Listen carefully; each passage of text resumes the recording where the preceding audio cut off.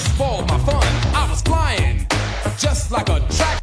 A lot of people saying hip-hop is not going to go on there, it's not going to last, blah, blah, blah, blah, blah.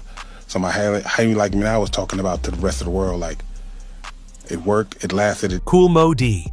Just seeing that name on a flyer, the audience already knew what they were about to hear. Rapid-fire rap lines like blades of wind, verbal confrontations cold as steel, and a voice that functioned like a biological weapon. Hip-hop calls Kool Moe Dee a pioneer. Later generations of rappers call him a foundation. But Kool Moe Dee was never the one the market chose. Before the stage lights had time to fade, the backstage already reeked of power. Ruthless conflicts were the price of having standards. Grading systems that drove an entire generation crazy from being scrutinized.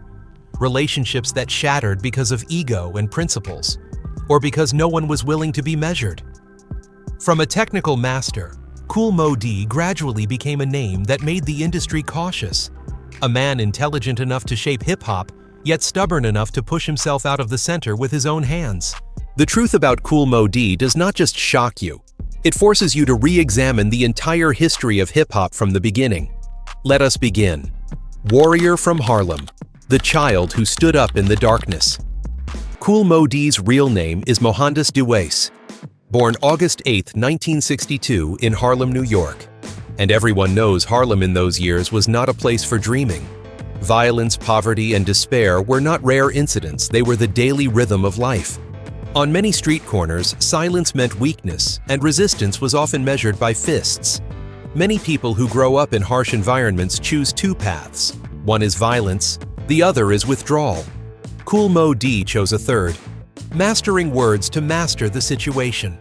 You could make others hesitate before they ever raised a hand simply by saying the right thing at the right moment with enough conviction. Instead of learning how to survive with muscle, Kool Moe Dee learned how to survive with his mind. Kool Moe Dee's comrades were not street bosses, but friends who were seen as outsiders. Kids who stayed away from drugs, stayed away from crime, and because of that became a lonely minority in their own neighborhood. They were not loud, not flashy. At Norman Thomas High School, Kool Moe Dee began appearing at private parties.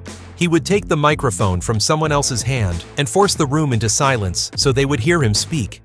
Not out of politeness, but because he refused to be ignored. Kool Moe Dee was not born to stand behind anyone. The microphone was not a reward to him. It was a right. But intelligence and quick thinking did not protect him from everything. When his mother moved to Queens to live with his grandfather, Kool Moe Dee fell into the hands of a man named Roscoe, his mother's boyfriend, who began abusing him both physically and mentally. And at this lowest point, rap became the only place where he could say the things he could not speak aloud. Not to impress, but to survive. Rap for Kool Moe Dee was never just music, even from very early on. It was therapy, a declaration of independence, and the only power he could truly hold in his own hands. The journey of dangerous men, untold secrets. When he was in 9th grade, he met older students at his school, LA Sunshine Special K and DJ Easy Lee. Not just familiar names, but people who shared the same feeling. They did not want to stand on the sidelines. They decided to form a collective called Treacherous 3, a name that sounded more like a warning than a greeting.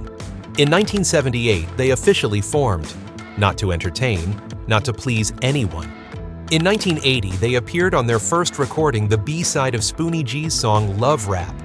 To many people, it was just a B-side, a small footnote in history. But if you look closer, it was the moment they began pushing their way into a world that still had no clear rules. And it was only the beginning. In 1980, on Bobby Robinson's Enjoy Records label, Treacherous 3 released The New Rap Language. Critic Harry Allen called it a futuristic record that showed hip-hop's vocal and instrumental possibilities from the start, a comment that sounded like prophecy. The group found fame. But the question was, fame for what? Because they were different, or because they were dangerous? In 1981 and 1982, they released other songs, Body Rock and Feel the Heartbeat. They appeared in legendary hip-hop films Wild Style and Beat Street, where they performed Xmas rap alongside a young Dougie Fresh. Everything looked like it was going in the right direction. Too right. And that is usually when things start to tilt. Complications began quickly. In 1985, when many other groups signed to Sugar Hill Records were being paused, LA Sunshine and Special K did not want to record anything more for Sylvia Robinson. Kool Moe Dee was the only MC in the group still actively working for Sugar Hill, even writing for the Sugar Hill Gang. One person kept moving forward, two wanted to stop. And the question became, who was betraying whom? When he convinced the two friends to return to the studio in May 1985 to record Gotta Rock, the uncomfortable truth began to surface. LA Sunshine did not show up for the B-side recording Turn It Up. Special K was present but did not stay long. Kool Moe Dee felt his verses did not meet his usual standards, so he removed them. A technical decision, or an emotional cut. That decision led to the group's split and the beginning of Kool Moe Dee's solo career. And perhaps it was also the first moment people began to wonder, was it possible Treacherous 3 did not break up because of failure, but because one of them had moved too far ahead? After leaving Treacherous 3, Kool Moe Dee did not immediately pursue his own path. He enrolled at the State University of New York at Old Westbury and earned a degree in communications. He thought seriously about life, but hip-hop kept calling him back, and perhaps many listeners later wished he had not returned. The biggest scandal when he turned himself into hip-hop's referee. Unlike many other figures in hip-hop, Kool Moe Dee never faced criminal charges, arrests, or major legal scandals. However, he became involved in several significant public controversies within the hip-hop community that could be considered the biggest scandal of his era. And the paradox is this: the scandal did not come from his personal life, but from his own mind. A mind too confident in its right to judge. In 1987, at the height of his album, How Ya Like Me Now, Kool Moe Dee decided to take an extremely risky step. In truth, an extremely bold one. He created a rap report card grading 24 to 25 contemporary rappers. He evaluated them across 10 criteria. Can you believe that? Legendary. Those 10 criteria included vocabulary pronunciation, creativity, independence of composition, versatility, voice record stage presence, staying on theme and innovation in rhyming. He graded from A+ as the best to C+ as the worst. A report card for a culture that hated being graded. The album insert contained this report card. In a 1987 interview with the Los Angeles Times, he said, "I listen to everything that comes out, and I mean everything. So I consider myself a pretty good critic. It is all about knowing your competition well."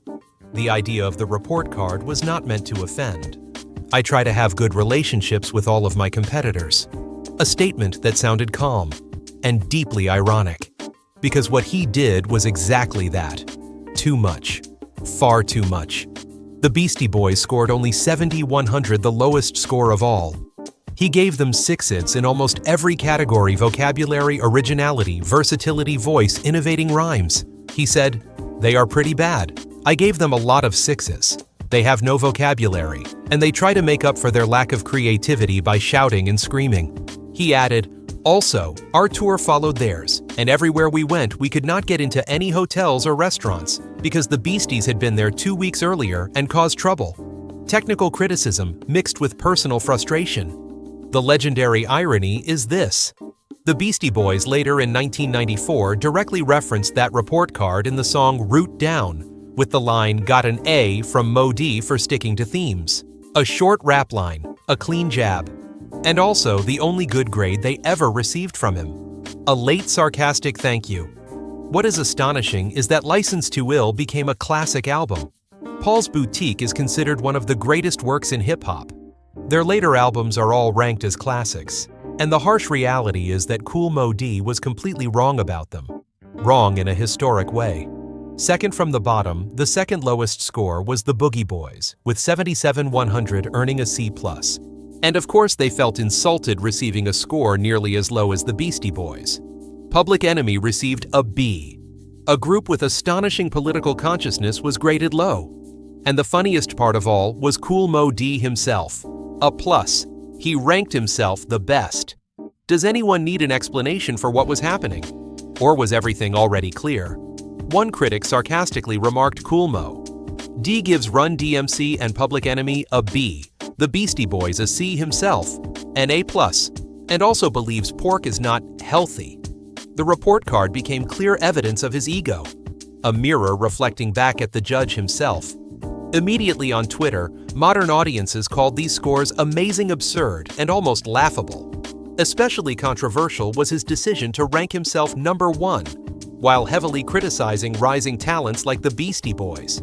And history never forgets the wrong report cards. The feud with LL Cool J rewind to 1987. Hip-hop was still very young. And precisely because it was young, it was extremely sensitive to claims of power. When LL Cool J, then only 18 years old, appeared on a record and said he made more money than Kool Moe Dee's father, that line was not just bragging. It was a direct kick at the old order. Not stopping there, LL crowned himself rap's new grandmaster, a title that openly dismissed the people who laid the foundation like Mella Mel or Grandmaster Caz. In a culture that worships its roots, that was a declaration of war. For Kool Moe Dee, a response was inevitable. But it needs to be said, clearly his anger did not come entirely from defending the pioneers. It struck straight at the ego. Kool Moe Dee had spent his entire life building rap as a discipline with technique, standards, and hierarchy. And then a teenager stepped out and declared himself above it all with raw confidence. That was something Kool Moe Dee could not ignore. His response came fast. In 1987, How Ya Like Me Now was released. No detours, no complicated metaphors, a direct attack. But what made all of hip-hop pay attention was not just the lyrics, it was the image. On the album cover, a Jeep crushes a red Kangol hat, a fashion symbol closely associated with LL Cool J. The message was too clear to misunderstand, at least at that time. Many years later, all the way to 2025, Kool Moe Dee said that the Kangol hat idea was suggested by a woman at the record company, and that he originally aimed it at Run DMC, not LL Cool J. But the important detail is this. He never publicly corrected or clarified that in 1987. He let the story run on its own. And when How Ya Like Me Now became a major hit, the public understood the message in only one way. The crushed Kangol hat belonged to LL, and the feud officially began. Kool Moe Dee later said the only song he wrote that was related to LL was How Ya Like Me Now. But that same year, he followed up with Let's Go, another diss track this time, widening the target to MC Hammer and Ice-T. Arrows started flying in all directions. Rap was no longer an academic debate. It became a public arena of ego. LL Cool J did not stand still. Jack the Ripper arrived as a direct counterattack. Then came Bigger and Better, continuing to assert dominance and status. The peak came in 1990 with Mama Saeed Knock You Out, a diss record fueled by aggression and confidence, widely embraced and Grammy-winning. For many people, it was the real knockout, not just in lyrics, but in history. The greatest paradox of this beef lies in the outcome. If you examine the lyrics line by line, many believe Kool Moe Dee beat LL Cool J lyrically. Some argue he dismantled LL 3 times in a row on a technical level. But hip-hop does not live on technique alone. LL Cool J won the commercial war. He became a global superstar. Mama Saeed Knock You Out and Don't Call It a Comeback became classics. And what about Kool Moe Dee? In 1991, Funka Funka Wisdom failed. The current began to move away from him. The sharpness that was once his weapon became a burden. The beef, instead of reinforcing his position, drained his creative energy during a moment when hip-hop was shifting direction. Today, they are said to have made peace.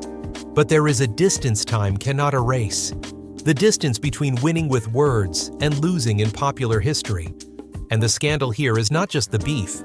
It is the lack of honesty in letting the Kangol story run in a convenient direction. It is the contradiction of attacking LL for disrespecting pioneers while having once graded himself highest on the rap report card. And it is the sign of an obsession that pulled him off the path of his era. If this battle had happened in the age of social media, where every detail is dissected and every motive traced back, who would have been canceled? And in the end, what does it mean to win in hip-hop? To defeat someone else, or to keep up with an era that changes every day? A late Grammy and the price of being first. When Kool Moe Dee stepped onto the Grammy Awards stage in 1989 to receive Best Rap Performance for the song Wild Wild West on the surface, it was the biggest victory of his career. A gold trophy, a name announced to all of America, an official stamp of approval from the music industry. But the paradox is that the moment did not feel triumphant. It felt late. The Grammy came to Kool Moe Dee when hip-hop no longer stood where he had helped build it. By the late 1980s, rap was no longer a debate about technique, sentence structure, or who controlled language better. It had become a mainstream current where image energy and mass appeal mattered more than any checklist. While Kool Moe Dee still represented a generation that believed rap was a discipline meant to be measured and analyzed, the new generation had moved past those measurements entirely. What made the 1989 Grammy bitter was not that he won. It was that he won at the wrong time. If the award had come earlier when Kool Moe Dee still stood at the center of the rap conversation, it might have cemented his role as someone who defined the game. But when the Grammy called his name, the game had already moved.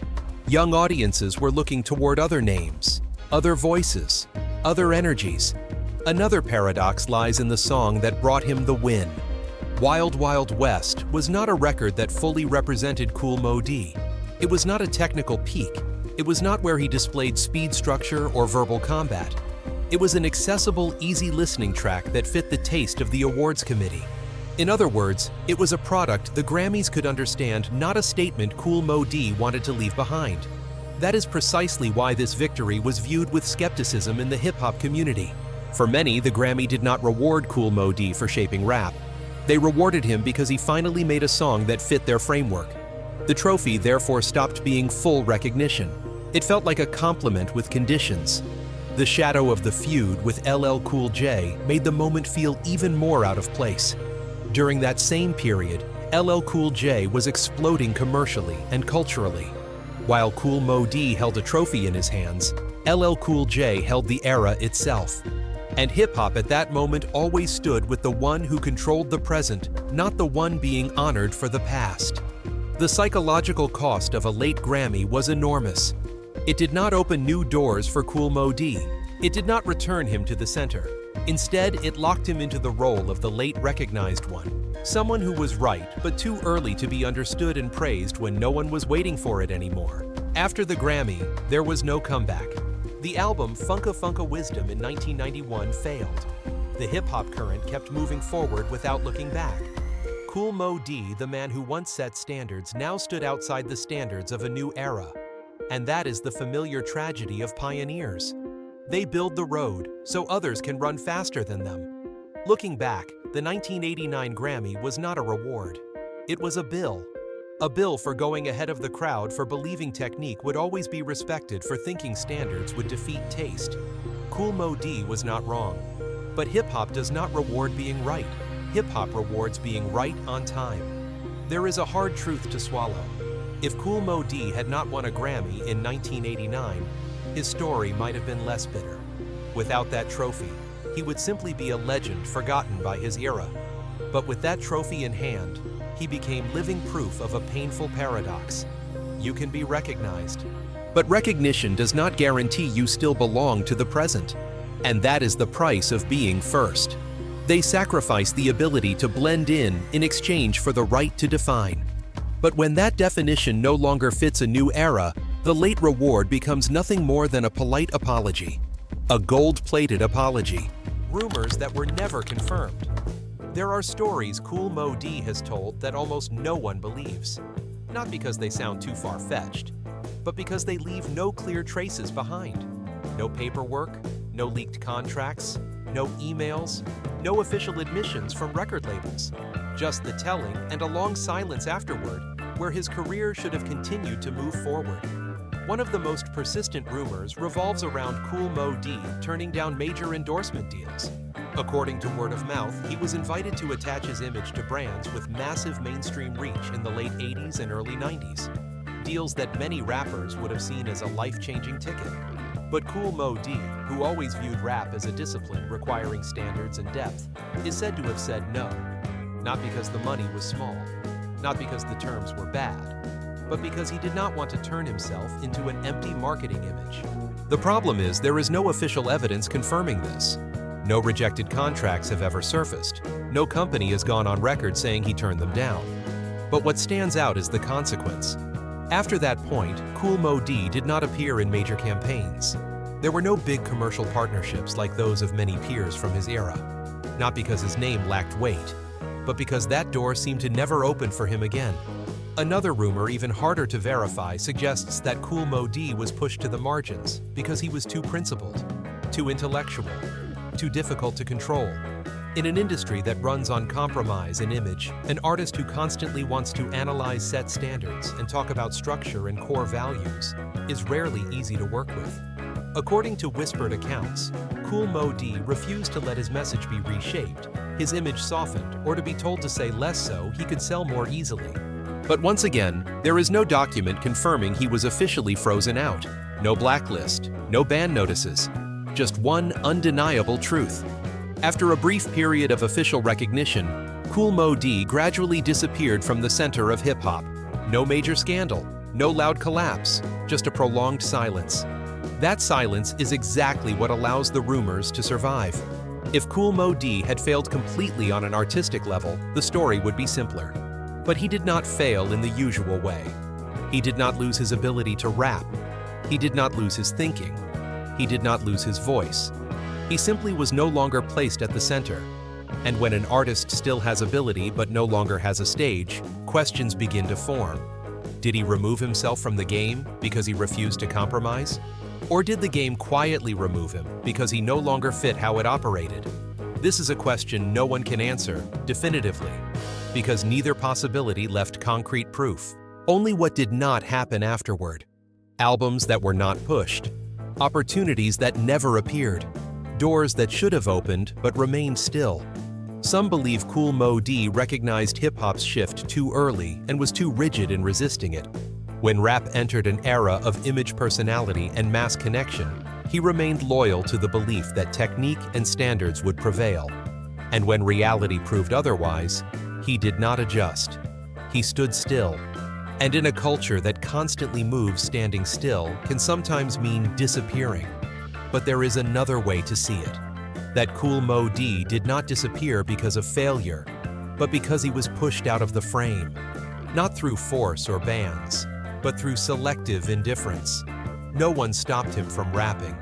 It was just that no one needed him at the center anymore. And that is the most subtle form of exclusion in the industry. You are allowed to exist, but you are no longer illuminated. These rumors persist precisely because Kool Moe Dee never fully confirmed or denied them. He did not hold press conferences. He did not write memoirs exposing backstage realities. He left the story suspended. And that suspension leaves people with nothing to rely on except the outcome. An artist who once stood at the peak, then quietly left the center without a clear fall. The danger of unconfirmed rumors is that they can be both true and false at the same time. They are not strong enough to become historical fact, but they are reasonable enough to be impossible to ignore. And for Kool Moe Dee, they create a fog around the period of his disappearance. No one knows exactly what happened, only that many things did not happen. There was no explosive follow-up album, no triumphant return to reclaim the spotlight, no transformation into a mass cultural icon. Only the quiet, peripheral presence of someone who once set the standards for rap. And that contrast is what makes his story uncomfortable for history. When an artist disappears from the center, is it because of failure? Or because they were pushed out of the frame? With Kool Moe Dee, there is no official answer, only rumors, gaps, and a question that still hangs. If you refuse to bend to the game will leave you behind. But is that failure, or simply the price of holding on to principle? All data, analytics, and commentary in this video are presented based on information available at the time of production. The content is subject to change over time and should not be considered a definitive forecast. There is still so much more to explore: stories of resilience, legacy, and truth. Feel free to dive into some of our top recommended videos now appearing on your screen.